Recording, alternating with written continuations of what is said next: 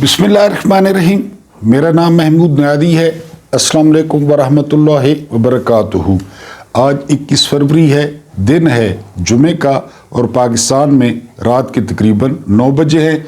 आज आपसे दूसरा इंटरेक्शन, कुछ ताज़ा तरीन ख़बरें और नया वीलॉग। पहली खबर यह है कि आज बैरिस्टर अबूज़र सुलेमान नियादी ने इमरान खान के भांजे एहसान नियादी से मुलाकात की है। एहसान नियादी को मिलिट्री कोर्ट ने 10 साल कैद की सज़ा सुनाई थी। तो एहसान नियादी ने बताया है कि उनको कहा जा रहा है कि वो खुले बंदों माफ़ी मांग लें और उसके बाद उनको माफ़ कर दिया जाएगा, उनकी कैद भी माफ़ कर दी जाएगी। लेकिन एहसान नियादी के बकौल उन्होंने कहा कि उनको इंसाफ चाहिए, किसी किस्म की माफ़ी नहीं चाहिए। ये पहली खबर थी। इसके अलावा दूसरी खबर ये है, फहद चौधरी ने ट्वीट किया है कि न जाने इन लोगों को किसने जो है वो मशवरा दिया है कि ये बयानिया बनाने चल निकलें। कभी वो मरियम बीबी वो मुंतखब स्टूडेंट्स को इकट्ठा करती हैं, कभी जर्नैल साहबान ये करते हैं। तो फहद चौधरी का कहना था कि समझ नहीं आ रही कि इनको ये मशवरा किसने दिया है। उससे जो अगली खबर है वो खबर है कि एजाज चौधरी साहब सेनेटर, आप जानते हैं इनको दिल की तकलीफ़ हुई है और इनकी तबीयत जो है वो काफ़ी ख़राब है। हालांकि इनके प्रोडक्शन ऑर्डर भी जारी हुए कि इनको सेनेट के इजलास में लाया जाए, लेकिन यूसुफ रज़ा गिलानी के प्रोडक्शन ऑर्डर्स को कोट लखपत जेल के जेलर ने जो है वो पांव तले रोन दिया। ये तो खैर यूसुफ रज़ा गिलानी में कोई गैरत शरत होती तो वो स्टैंड लेते, लेकिन एजाज चौधरी की तबीयत जो है वो काफ़ी ख़राब है और उनके दिल में तकलीफ़ है। अगली जो खबर है वो ये कि IG इस्लामाबाद रिजवी साहब हैं, ये आज भाषण दे रहे थे कि लोगों की, बहनों की और बेटियों की और माओं की ये आप इज़्ज़त किया करें। ये वो जनाब हैं जो 9 मई में ये उधर ऑपरेशन थे, बहरहाल DIG ऑपरेशन थे या IG ऑपरेशन थे। तो इन्होंने जो कुछ वहाँ पे किया, नाम के साथ रिजवी भी लिखते हैं। तो बहरहाल ये आज भाषण दे रहे थे और फिर इस्लामाबाद में इस बंदे ने जो जुल्म सितम किया, आपने D चौक में देखा, पुलिस वालों को आपने देखा किस तरह वो जो है ना दरिंदों की तरह झपटती है जो है ना वो शहरियों पे। तो आज ये भाषण दे रहे थे कि जी माओ, बहनों और बेटियों के साथ जो है वो अच्छा सलूक किया जाए। आज के वीलॉग में बहुत इम्पोर्टेंट खबरें हैं। पहली बहुत इम्पोर्टेंट खबर है कि chief of army staff general Asim Munir साहब ये आजकल लंदन के दौरे पे हैं। इनको काफ़ी गार्ड ऑफ ऑनर भी मिला है, लेकिन एक मुसीबत का सामना करना पड़ रहा है क्योंकि वहाँ के एक वकील हैं माइकल पॉलक, वो जो है अटॉर्नी जनरल जो कि इंग्लैंड के हैं, उनसे इजाज़त तलब करने जा रहे हैं कि उन्होंने आर्मी चीफ पर जो है वो मुकदमा करना है। इसकी कोई तफसील आपको बताऊंगा। उसके बाद DG ISPR, जिस तरह मैंने बताया कि आजकल जो इनका रुख है वो यूनिवर्सिटियों की तरफ है, वो कॉलेजों की तरफ है और वहाँ पे जाके ये इमरान खान जो है वो बनने की कोशिश कर रहे हैं। हालांकि चाहिए तो ये था कि हर किसी को ओपन करते, तमाम स्टूडेंट्स आते, सवाल करते और ये जवाब देते। और मज़े की बात तब थी कि ये सारा कुछ लाइव होता ताकि पूरी कौम देखती और दूध का दूध और पानी का पानी हो जाता। लेकिन इस पे बात करेंगे। उसके बाद PTI ने चीफ जस्टिस को आईना दिखाया। ये वैसे भी चीफ जस्टिस, इससे पहले वाले वीलॉग में मैंने कहा था कि PTI के वफ्द को मिलना भी नहीं चाहिए, लेकिन उमर अयूब कह रहे थे कि हमने इमरान खान से पूछा था तो इमरान खान ने कहा कि मिल लेने में कोई हर्ज नहीं। बहरहाल वो वफ्द मिला है। ये वो चीफ जस्टिस है जिसने अपनी रूह जो है वो शैतान के हाथों फ़रोख्त कर दी है, क्योंकि इनका नंबर नहीं था, इनका नंबर बाद में था। इन्होंने जस्टिस मंसूर अली शाह और अपने 40 साल पुराने दोस्त की पीठ में खंजर घोंपा और हुकूमत से साजबाज करके, इस्टेब्लिशमेंट से साजबाज करके वो चीफ जस्टिस बन गए। उनसे PTI ने मुलाकात की है, लेकिन यह है कि PTI ने उनको आईना बहरहाल दिखाया है। उसके बाद तो तुम DHA की इंक्वायरी कर रहे हो, यानी इस तरह तो पहाड़ गिर पड़ेगा, इस तरह तो आसमान गिर पड़ेगा और इसमें जो बड़े बड़े जो है ना वो ہیں یعنی چلمن نشین تو ان کے نام آ جائیں گے۔ یہ آج آپ کو لیفٹیننٹ جنرل شاہد حدید کی زبانی ایک چھوٹا سا پیراگراف سنانا ہے، لیکن پہلے ہم بات کریں گے chief of army staff general Asim Munir Hilal Imtiaz military آج کل برطانیہ کے دورے پہ ہیں اور بہت ساری افواہیں ہیں ان کے دورے کے بارے میں۔ یعنی یہ بات بھی کہی جا رہی ہے کہ کیونکہ روس اور یوکرائن کے جنگ میں ہم نے یوکرائن کو کافی جو چھوٹی قسم کا اسلحہ تھا وہ بیچا، تو اب کہا جا رہا ہے کہ شاید یوکرائن میں جو ہے وہ فوج تعینات کرنی پڑ جائے، یعنی جب جنگ بند ہو تو وہاں پہ کوئی اقوام متحدہ کے زیر انتظام یا یورپی ممالک کے زیر انتظام وہاں پہ فوج تعینات کرنی پڑ جائے۔ یہ تھیوری مارکیٹ میں مختلف تجزیہ کیا جا رہا ہے کہ شاید اس میں پاکستانی فوج کو جو ہے نا وہاں پہ تعینات کیا جائے، کیونکہ اس طرح فوج کا فائدہ ہوتا ہے، ملک کا بھی فائدہ ہوتا ہے، فوج کو جو تنخواہیں ہیں وہ اچھی ملتی ہیں اور ملک کو بھی کچھ شیئر ملتا ہے۔ لیکن وہ وہاں پہ اس لیے جو ہے نا وہ مشکل میں پڑ گئے ہیں۔ اصل میں یہ جو اتنے نام ہوتے ہیں نا تو اس کی جو علامتی ویلیو ہوتی ہے وہ بہت زیادہ ہوتی ہے، یعنی اگر کچھ وقوع پذیر نہ بھی ہو، کس طرح جس طرح آج وہاں پہ مائیکل پولک ایک وکیل ہے، انہوں نے وہاں پہ پریس کانفرنس کی، انہوں نے کہا کہ وہ برطانیہ کے اٹارنی جنرل سے اجازت لے رہے ہیں کہ وہ جنرل عاصم منیر کے خلاف جو ہے وہ مقدمہ دائر کریں۔ اب مقدمے کی جو انہوں نے بنیاد بنائی ہے، انہوں نے کہا جی کچھ دن پہلے عاصم منیر صاحب نے بیان دیا کہ وہ مخالفین کا ایک ہاتھ اور ایک پیر کاٹ دیں گے۔ آپ کو یاد ہوگا آج سے چند دن پہلے انہوں نے ذکر کیا، ایک آیت پڑھی اور پھر اس کا جو ہے نا وہ انہوں نے فسادیوں کو کہ جی ان کے ہاتھ پیر کاٹ دیں مخالف سمت میں سو اینڈ سو، اس بات کا جو ہے نا وہ جو تھے مائیکل پولک انہوں نے ذکر کیا۔ پھر اس کے بعد انہوں نے ذکر کیا 26 نومبر کا، 24 نومبر جو کچھ اسلام آباد میں ہوا، جو قتل عام ہوا، جو گولی چلی، مائیکل پولک کا کہنا ہے کہ اس کی ذمہ داری جو ہے وہ رینجرز پہ عائد ہوتی ہے، رینجر جو ہے وہ آرمی چیف کے انڈر ہے، اس کو انہوں نے ذکر کیا۔ پھر انہوں نے ذکر کیا کہ جو پاکستان کے وزیر اعظم ہیں فارم 47 کے، یہ فارم 47 کا تو میں کہہ رہا ہوں، مائیکل پولک نے نہیں کہا، کہ انہوں نے جب اپنی جو ہے نا وہ تقریر کی تو انہوں نے بھی کہا کہ جی یہ جو سارا آپریشن تھا تو یہ سارا جو ہے وہ آرمی چیف صاحب کی مدد سے اور ان کے تعاون سے مکمل ہوا۔ یہ بات واقعی شہباز شریف نے کہی۔ اس کے بعد انہوں نے جو ہے نا وہ حوالہ دیا محسن نقوی کے بیان کا کہ محسن نقوی نے کہا تھا کہ جی ہم جو ہے وہ 5 منٹ میں یہ سارا کچھ جو ہے وہ ڈی چوک سے صاف کر دیں گے۔ تو بہرحال اس کی جو سگنیفیکنس ہے، اس کی جو اہمیت ہے، کیونکہ یہ جو سارا کچھ ہے نا یہ پاکستان کی تاریخ میں ایسا کبھی نہیں ہوا۔ یعنی آپ دیکھیں کہ ایوب خان ایک اوریجنل ڈکٹیٹر تھے، یحییٰ خان ڈکٹیٹر تھے، ضیاء صاحب ڈکٹیٹر تھے، پرویز مشرف ڈکٹیٹر تھے، لیکن یہ والے حالات یہ بالکل سوشل میڈیا پہ وائرل ہے۔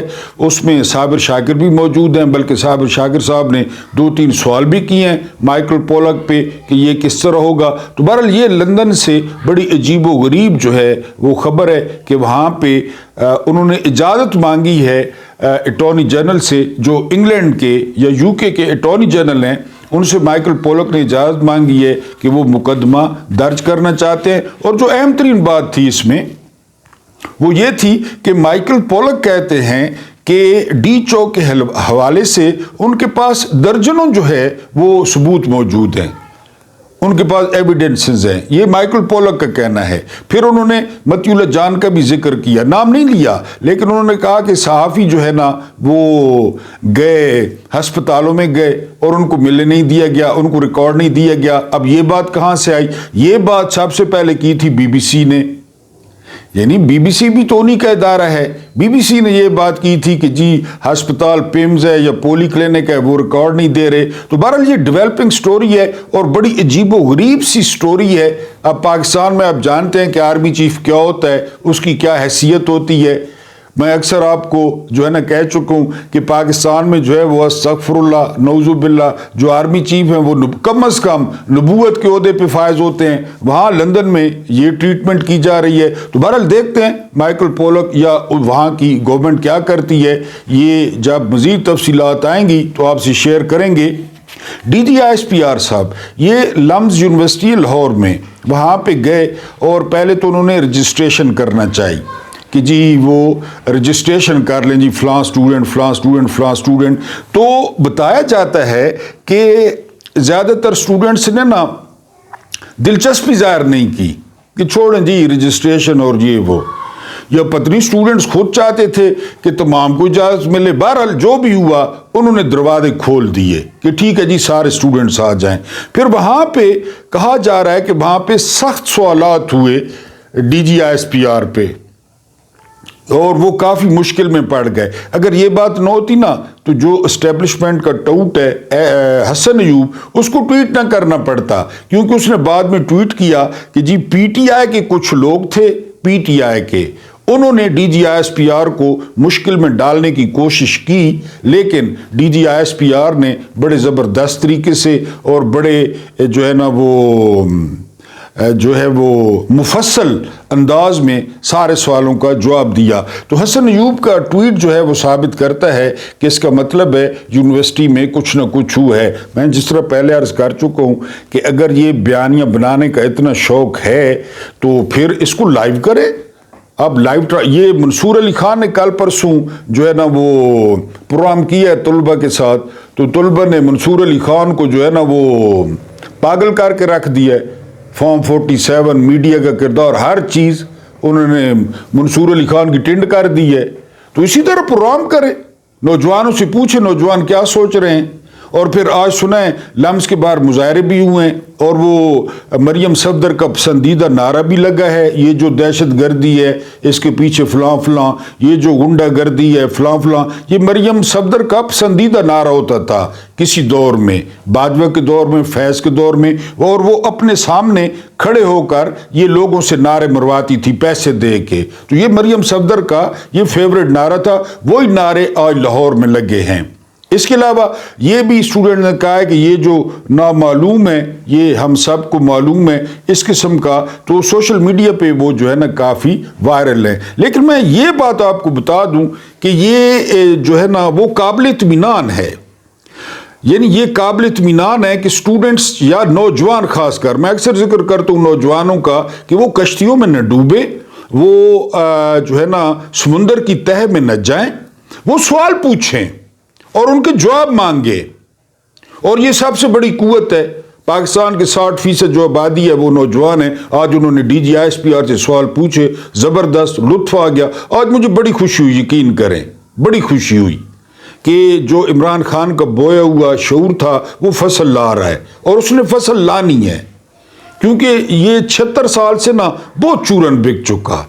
یہ قومی سلامتی اور یہ جو ہے نا وہ حب الوطنی اور یہ غداری اور یہ دہشت گردی اور یہ چورن ہے، سارا چورن ہے، سارا چورن ہے۔ آپ جواب دیں، جو آپ سے سوال پوچھا جائے آپ جواب دیں۔ جرنیلوں کی یہ پوزیشن ہو چکی ہے، یقین کریں اگر کعبے کی چھت پہ کھڑے ہو کر نا، کعبے کی چھت پہ کھڑے ہو کر سوالات کے جواب دیں، پھر بھی لوگ نہیں مانیں گے، پھر بھی نوجوان نہیں مانیں گے۔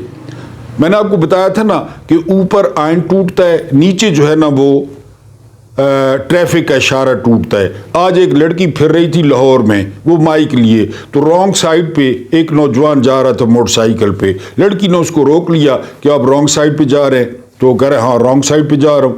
تو اس نے کہا جی آپ قانون کی پابندی کریں۔ تو اس نے کہا کیوں قانون کی پابندی کروں، ملک میں قانون کی پابندی ہو رہی ہے، یہ 17 سیٹیں لے کر وزیر اعظم بنا ہوا ہے، یہ ہاری ہوئی وزیر اعلیٰ بنی ہوئی ہے، وہ نیشنل ٹی وی پہ کہہ رہا ہے لڑکا نوجوان۔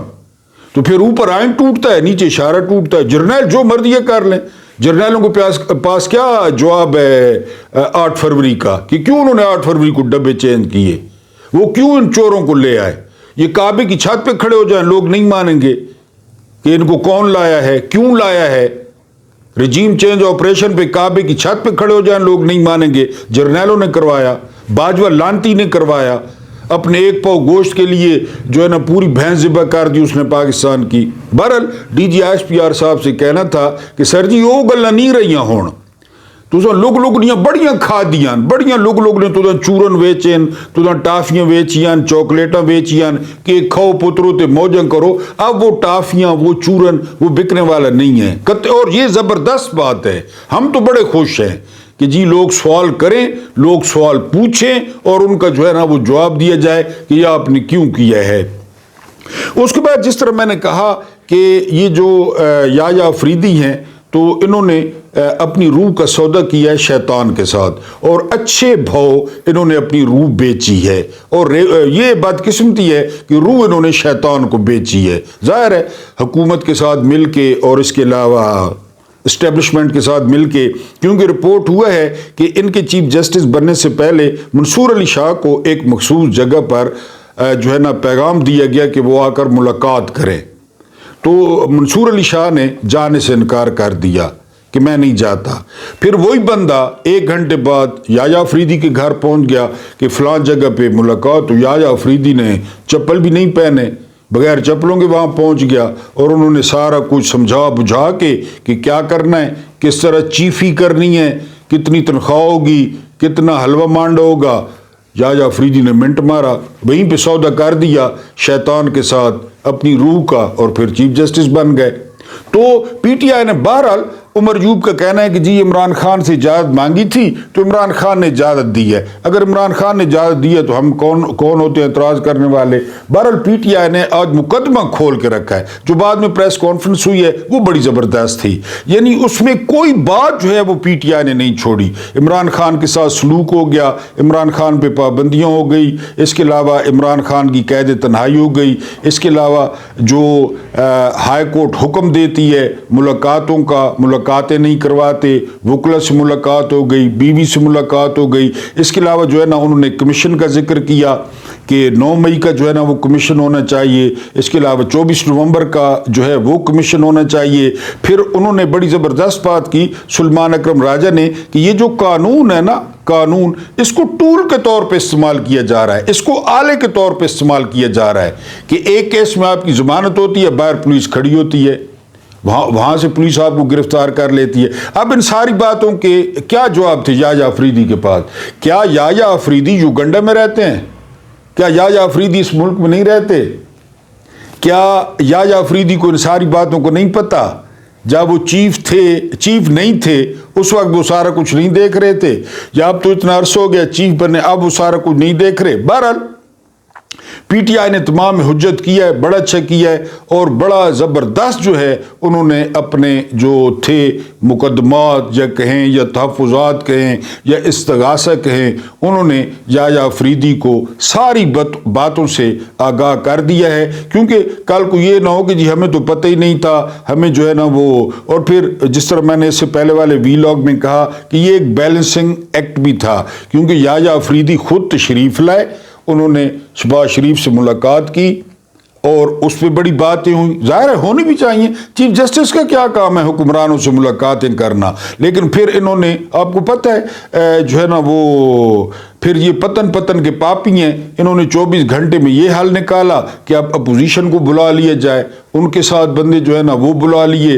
اور ان کے ساتھ ملاقات کر ڈالی. بہرحال انہوں نے یحییٰ آفریدی کے گھر میں بیٹھ کے, بلکہ پتہ نہیں کوئی کہہ رہا تھا پریس کانفرنس روم تھا, کوئی کہہ رہا تھا چیف جسٹس ہاؤس میں ملاقات ہوئی ہے. بہرحال جہاں بھی ملاقات ہوئی ہے, یہ چونکہ تقریباً سارے وکیل تھے, یعنی بیرسٹر علی ظفر تھے, لطیف خان کھوسہ تھے, سلیمان اکرم راجہ تھے, بیرسٹر گوہر تھے, بابر وان تھے, یہ سارے وکیل ہیں, اس کے علاوہ شبلی فراز تھے. تو انہوں نے سارا جو ہے وہ اپنا جو کچھ اب تک پی ٹی آئی کے ساتھ ہو رہا ہے انہوں نے یحییٰ آفریدی کے ساتھ جو ہے یحییٰ آفریدی کو بتایا, بلکہ دوسرے لفظوں میں یحییٰ آفریدی کو آئینہ دکھایا, شرم دلانے کی کوشش کی کہ یہ سارا کچھ ہمارے ساتھ ہو رہا ہے اور عدالت جو ہے وہ ستو پی کر سو رہی ہے اور عدالت جو ہے وہ کچھ بھی نہیں کرتی. بہرحال یہ انہوں نے آئینہ دکھایا.